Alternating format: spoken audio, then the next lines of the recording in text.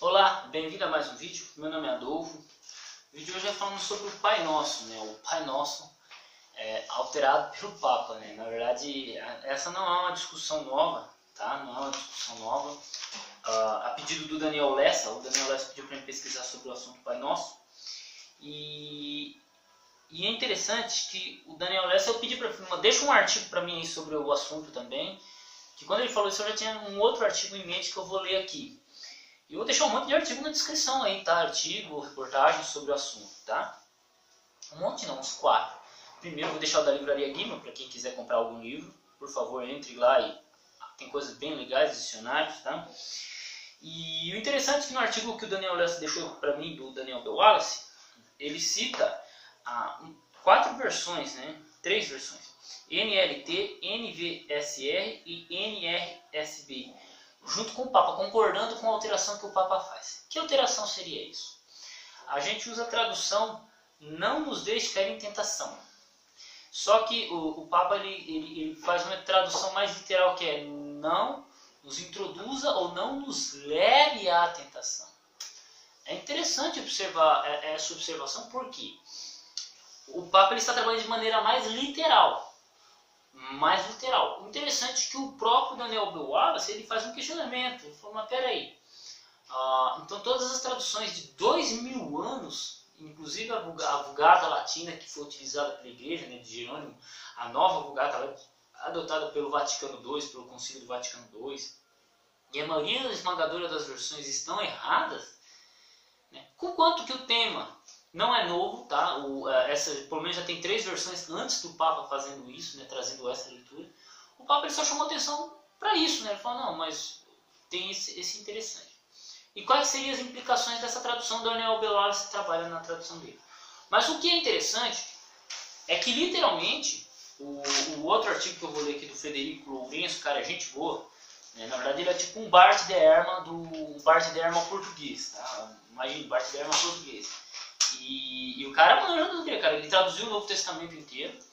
Ele está traduzindo o Antigo Testamento Septuaginta, ele traduziu a Odisseia, traduziu um monte de livros do grego, retraduziu, né, coisas bem interessantes. Então o cara é um bom linguista.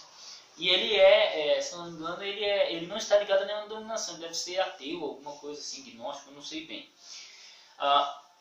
Olha que interessante. Muito interessante essa notícia, lida hoje de manhã, de que o Papa pretende mudar o Pai Nosso. O versículo problemático é Mateus 6,13, também Lucas 11,4. Numa frase que Mateus e Lucas escrevem da mesma maneira. E isso é relevante, porque não é o caso nas restantes frases do Pai Nosso, em que Mateus e Lucas são diferentes. Pois, a frase coincide em Mateus e Lucas, que o Papa quer mudar. Frase que em grego diz, me esei nenkes remas eis peirasmon. Frase reconhecidamente dificílima, que poderá significar algo como não nos leve para sermos postos à prova, não nos induz em situação de provação.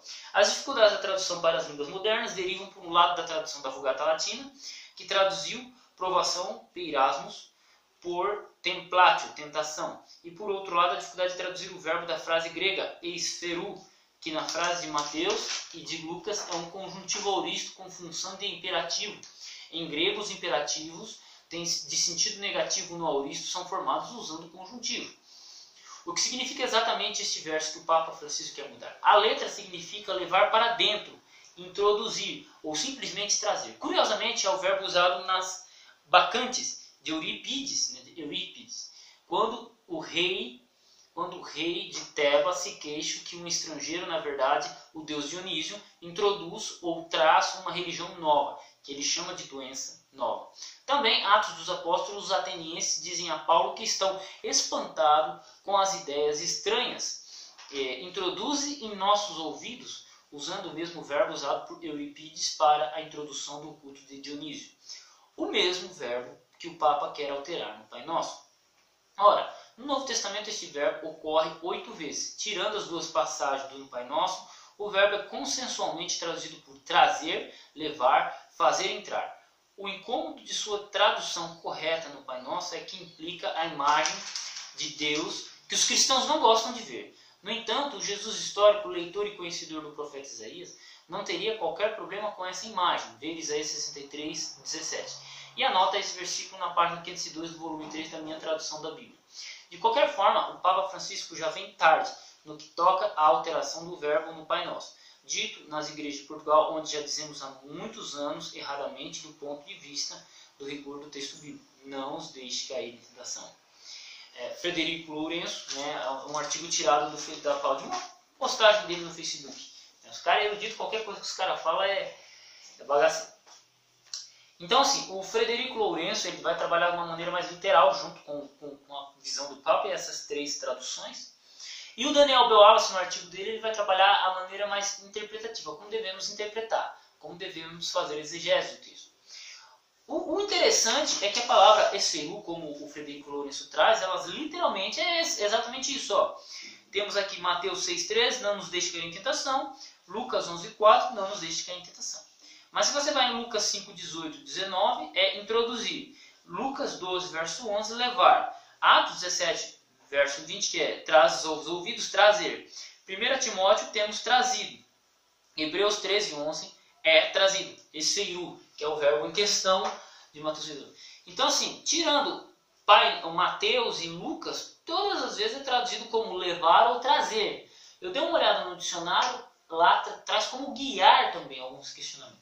Mas o domínio semântico sobre a palavra esferu, cadê aqui? Esferu. Fazer com que alguém entre em determinado acontecimento ou estado. Levar para, guiar a, fazer com que seja. Carne essenix remas e esperasmo. E não nos leve para a provação. Ou não nos faça com que sejamos testados. Veja que o texto está falando aqui, ó, não sejamos levados à tentação. Testados. A tradução que o domínio semântico faz do próprio Mateus 6,13 e, consequentemente, Lucas 11, verso 4. Então, assim, o que o Papa está falando é algo novo? Não, na verdade não. Você já tem algumas versões que fazem isso. A literalidade dele está correta? Cara, tá, assim, linguisticamente a gente pode ver que ele está, tanto ele quanto o Frederico Lourenço, quanto essas traduções, elas não estão fora do contexto, elas estão aplicando o sentido real, o real significado da palavra esferu dentro do seu contexto. Né? Agora, qual que é a implicação que isso traz para nós? Que Deus está falando, ó, Deus não nos permita ser testados. Ponto. Tá? Então, essa alteração que o Papa vai fazer é grande? Não. Na verdade, ela vai afetar mais a versão italiana, se eu não me engano. Tá? Que eu vi lá, houve versão italiana, e depois fui ver artigo de alguém que falava inglês, comentando um negócio em italiano, e depois eu tive que ver um negócio em português, então foi meio tenso esse vídeo aqui, a estudar sobre o assunto. Mas, essencialmente, eu vou ter que concordar com o Papa. Essencialmente, eu vou ter que concordar com a visão que ele apresenta. Né? De um verso bem mais traduzido, de um verbo colocado de maneira mais literal. Tá? E é isso. Que não nos leve, que o Senhor não nos leve à tentação. Não nos põe à prova. Ou, de maneira mais interpretativa, que não nos deixe cair em tentação. É isso que o texto está dizendo. Não importa a tradução que você adote. O que importa é o que o texto diz. Tá? O texto realmente quer dizer isso. Que Deus ele não vai colocar a gente na tentação. A oração é não nos colocar na tentação. Que a oração não é que sejamos induzidos. Ah, mas quem induz é Deus? Não necessariamente. O texto fala que o Senhor não nos induz à tentação. É uma oração de pedido, olha, Senhor. Porque na mentalidade judaica, tudo provém de Deus, tanto bem quanto mal. Isso faz parte da tradição judaica. Nós, ocidentais, é que temos uma dificuldade com o texto. Tá? Mas o texto quer dizer exatamente isso. Olha, Senhor, nos proteja de todo mal. Não nos leve às provas. Ô, louco, Adolfo, mas que interpretação doida é essa? Não. É isso que o texto está dizendo. Quando Jesus faz essa oração, ele está falando, Senhor, nos proteja. Só isso. Só que usa essa expressão grega, usa essa expressão hebraica, depois copiada pelo grego. Né? Possivelmente essa oração foi falada em aramaico, mas quando copiaram no grego. Né? Tanto Lucas quanto o próprio Mateus. Isso é uma discussão que eu já venho trabalhando em outros vídeos. Então, é isso. Que o Senhor não nos deixe cair em tentação. Ou que o Senhor não nos induza, não nos leve à provação. Assim como traz o dicionário, alguns estudos.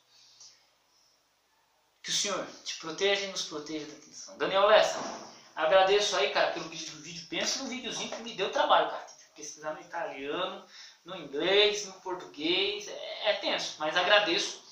E no tocante a isso, ambos os lados são relevantes. Tanto o lado da tradução normal que temos, quanto a própria pesquisa mais literal do próprio Papa e dos outros estudiosos.